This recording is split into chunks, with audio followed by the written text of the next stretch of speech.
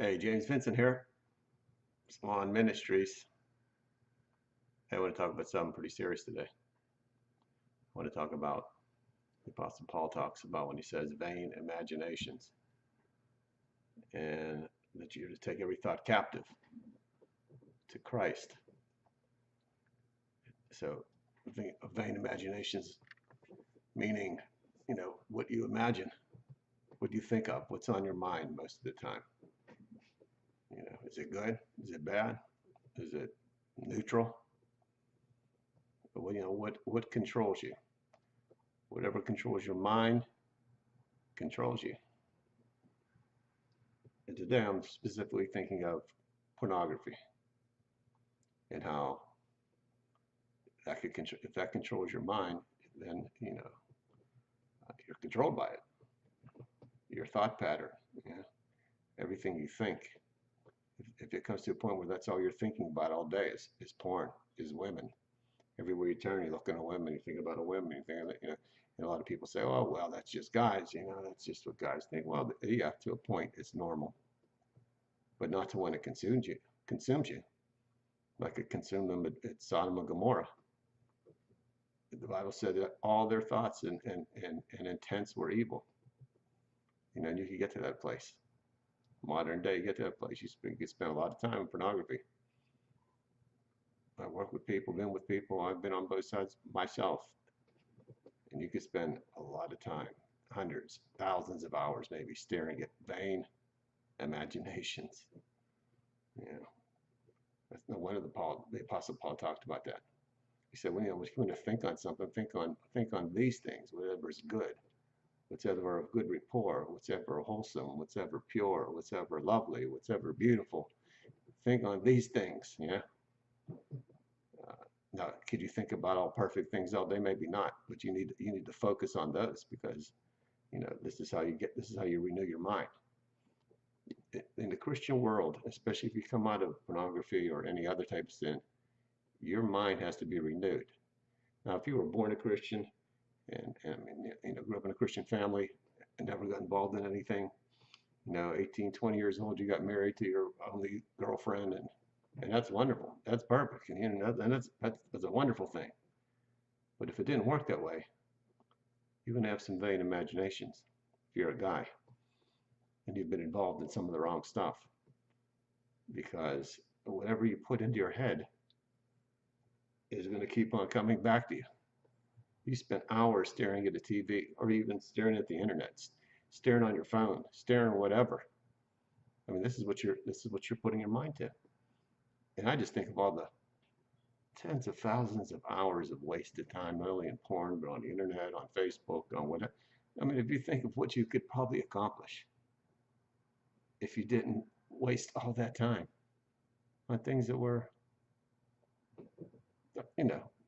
I mean, they're okay to do. I like them to a point, but they can consume a lot of your time, and it becomes vain. It's a vain imagination. It's something that it's just a waste of time. And back to porn. I mean, you're staring at that couple, 2, 3, 4, 5 hours a day. I mean, what are you pouring into your head? What's going to be in your head all the time? What's going to be in your head when you lay down at night and you're trying to sleep? What's going to happen? I'll tell you, those images are going to come pouring back all the time. And you got to change it. You got to switch it. And the only way you could do that, and I'm going to give you the keys to do that. You do that by spending time with God, spending time in prayer, spending time going to church, spending time going to Bible study, spending time praising the Lord. All those hours that you spend porn, you need to spend them somewhere else now. You spend them with God. And believe it or not, as you keep spending those times with God, and then in the beginning it's going to be hard because you got to break that habit, you got to bust it up, you got to pull those strongholds down. It's not easy, but you could do it. And as you do it, all that stuff will start to release you. And all of a sudden, as time goes on, you won't be thinking about that anymore. You won't be thinking about women like you thought about them anymore. You'll be able to think of them in a pure, wholesome sense, instead of when you're into porn and thinking things in that vein. You don't view people, you don't view women the right way. You don't view sex the right way. You know, you're viewing it the way the devil wants you to view it. Well, you think of pornography, it's filth, it's lust, it's an animal level.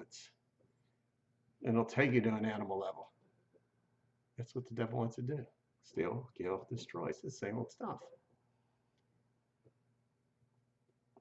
Yeah, I always said, I'll say it again. I said, if he'll try to kill you. If he can't do that, then he'll steal from you. If he can't do that, he'll try to destroy everything you have. And it's a battle, goes on and on. Believe me, I've been in a lot of battles, and I've been in that one too. And it's a battle. And it's a battle you're not going to win unless you're walking with God. So the Bible says to pull down these strongholds, pull down these vain imaginations, pull down everything that raises itself up against the glory, understanding of God. Everything that would raise itself up against God, you have to pull down. If you want to have victory, now I'm not saying if you want to be a Christian, you're a Christian, you're born again, that's all fine and well. But how many people are living in victory? You hear that all the time. I'm living in victory. Do you want to live in victory? Do you? Because you can. Yeah. But it's a battle. You're going to have to fight every day. Flesh is going to always try to pull you back. And if the flesh doesn't do it, the devil will come alongside it and throw some whispers in your ear about whatever it might be that holds you back from walking with God totally. Whatever your weakness is, whatever your fear is.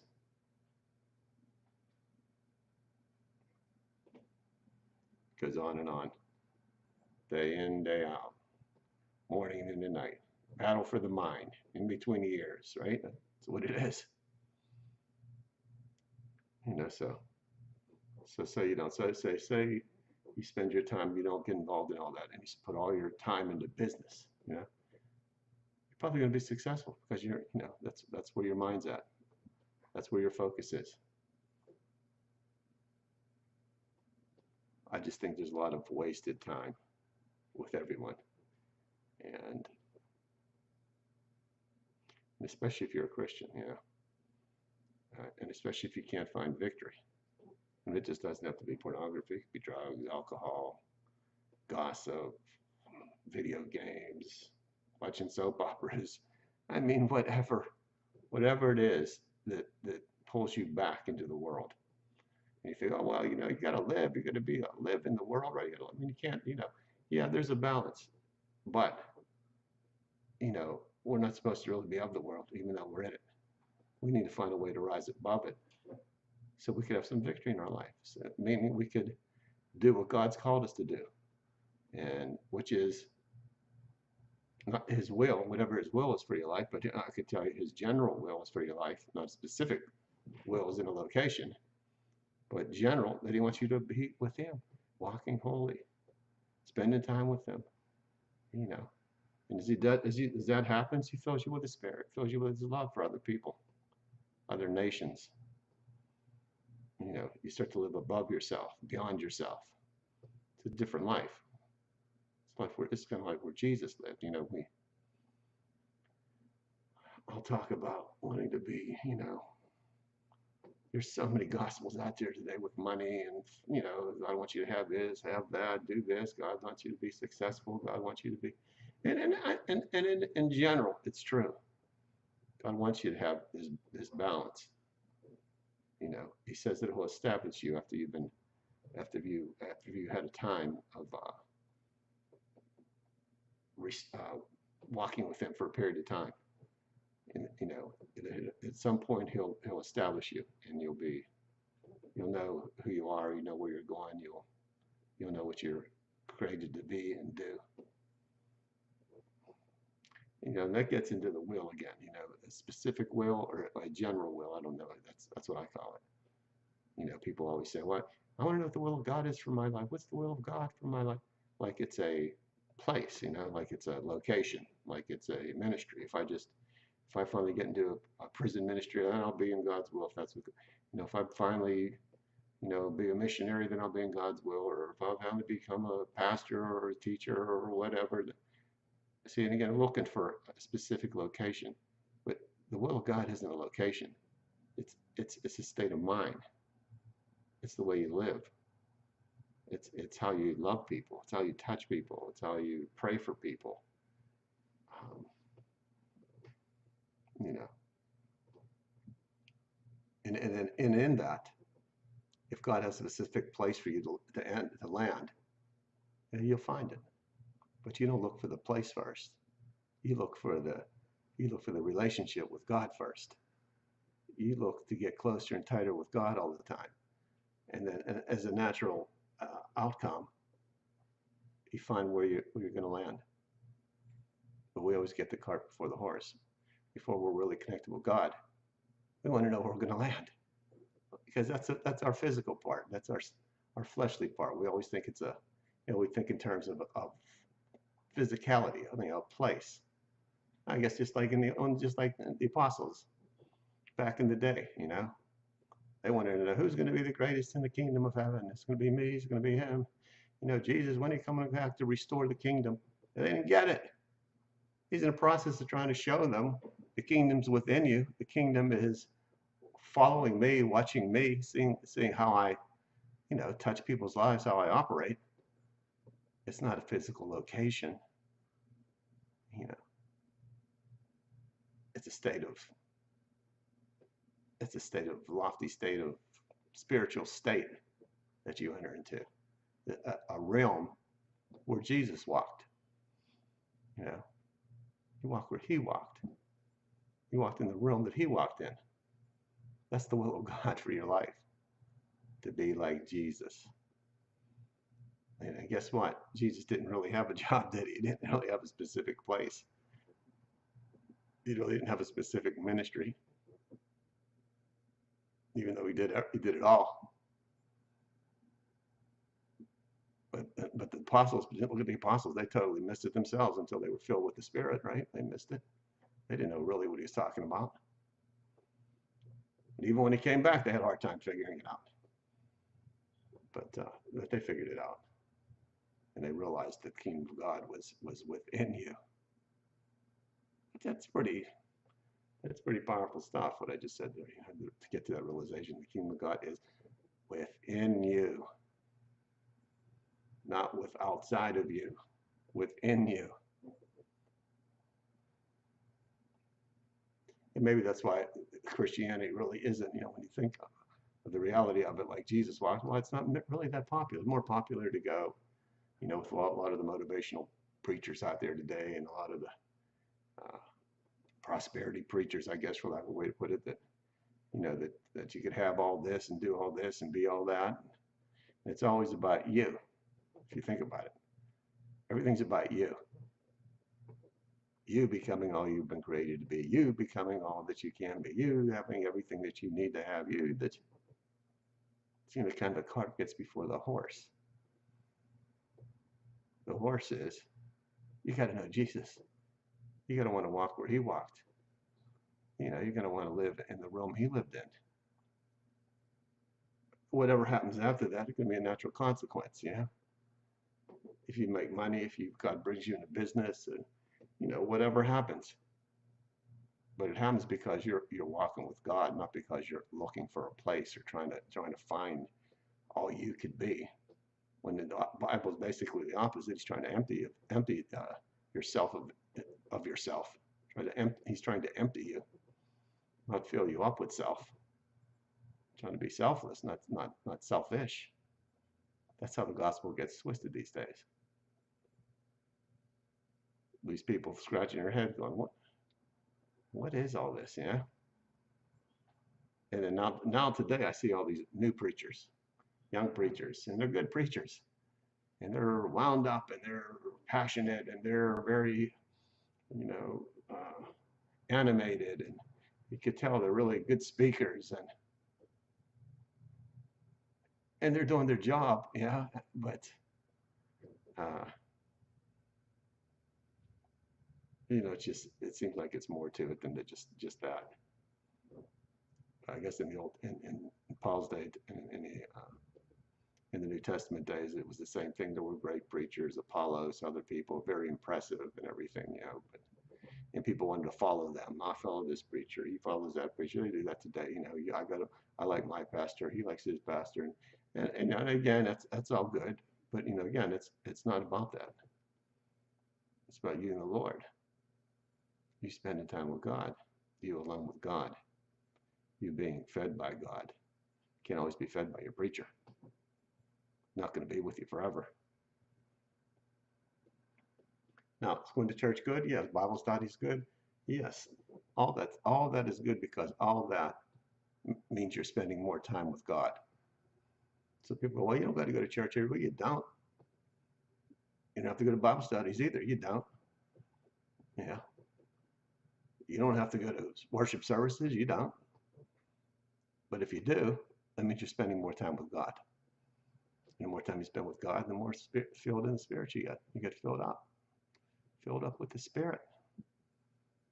And when you fill up the Spirit, then you're starting to walk where Jesus walked. You can't do it without physically doing something to make it happen. Yeah. You have to get up, go to church. You have to get up, go to the Bible study. That's what you have to do. And then God meets you. And again, so you're spending time instead of spending hundreds of hours on Facebook or on everything else. You're spending hours with Jesus. The more time you spend with him, the more your life becomes transformed. It probably doesn't sound real popular, yeah? Unless you want to transform life, but that's what it's about. It's becoming like Jesus. So it all starts everything starts between the ears. It's in between the ears, the battle for the mind. So like Paul says, you pull down those vain imaginations, you pull down everything that tries to stop you and get you off guard and causes you to resist. And a lot of these things are perfectly good, but they're not helping you move forward. At the most, they're just neutralizing you. And I'm talking to Christians that want to really move to the next level, for lack of a way to put it.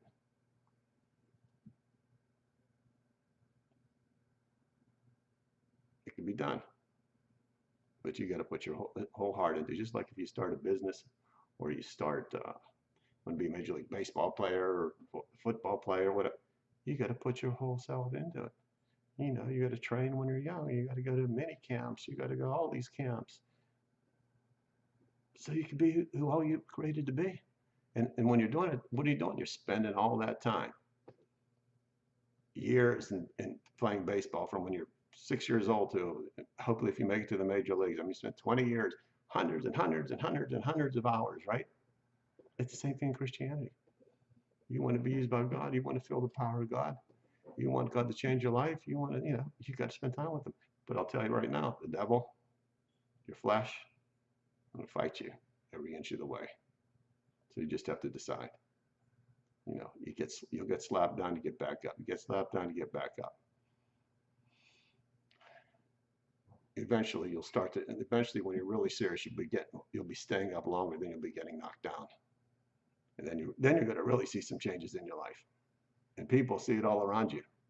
And you'll really start to feel alive and transformed and renewed. And when you feel that, it's a powerful thing. It's way more powerful than money, riches, anything. When you feel that closeness with God and you feel God using you like a conduit working through you, there's nothing that feels like that. And he wants to do that. He wants to do that for everybody. Yeah. He wants to be one. The atonement. As Oswald Chambers used to say, the at-one-ment. He wants to be one with you. That's the plan. I hope that helped a little bit. See ya.